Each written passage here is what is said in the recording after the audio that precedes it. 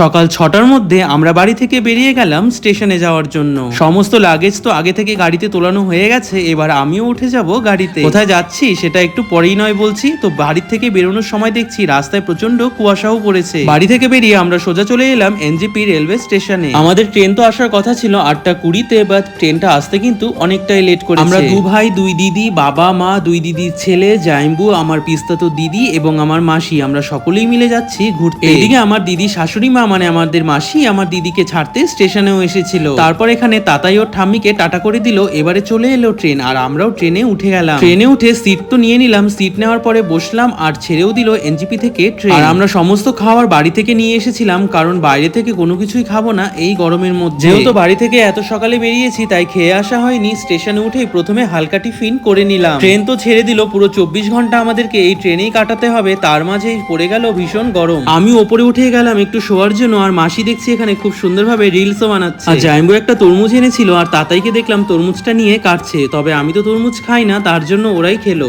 Old Malda এসে ট্রেনটা কিছুক্ষণ দাঁড়িয়েছিল, তাই আমরা শশা, কলা আরো বেশ কিছু ফল ছিল সেগুলো খেয়ে নিলাম। তখনই দেখছি ট্রেন পার হচ্ছে ফারাক্কা নদী দিয়ে, আর এই নদী নিয়ে ছোটবেলায় অনেক গল্প শুনেছি মায়ের কাছে। তো যাই হোক, দুপুর প্রায় 3টে মতো বাজে, এখন আমরা লাঞ্চ করতে বসে গেলাম। ছিল এখানে চিকেন, ডিম সেদ্ধ এবং ঘুগনি। আর সত্যি কথা বলতে ট্রেনটা বারবার করে এতক্ষণ করে দাঁড়াচ্ছিল, এত গরমের মধ্যে আর ভালোই লাগছিল। তবে ট্রেনের ভেতরে যতটা গরম বাইরে কিন্তু ঠিক ততটা গরম নয়। তাই যে স্টেশনে দাঁড়াচ্ছে আমরা সবাই নিচে নামছি একটু ঘোরাঘুরি করার জন্য, কারণ শরীরটা পুরো ঠান্ডা হয়ে যাচ্ছিল বাইরে এই শীতল হাওয়াতে। তারপর এখান থেকে একটা করে মটকা মালাই খেলাম, খেতে খেতেই চলে এলাম নবদ্বীপ ধাম স্টেশনে। তার সাথে আইসক্রিম, ওয়ারিস এগুলো তো আছেই। তারপরে রাতের ডিনারটাও করে নিলাম। ট্রেন আছে এখন হাওড়াতে, হাওড়া থেকে ট্রেনটা ছাড়বে 11:55। তো যাই হোক, তারপরে ভিডিও ট্রান্সলেট হচ্ছে একদম সকালে।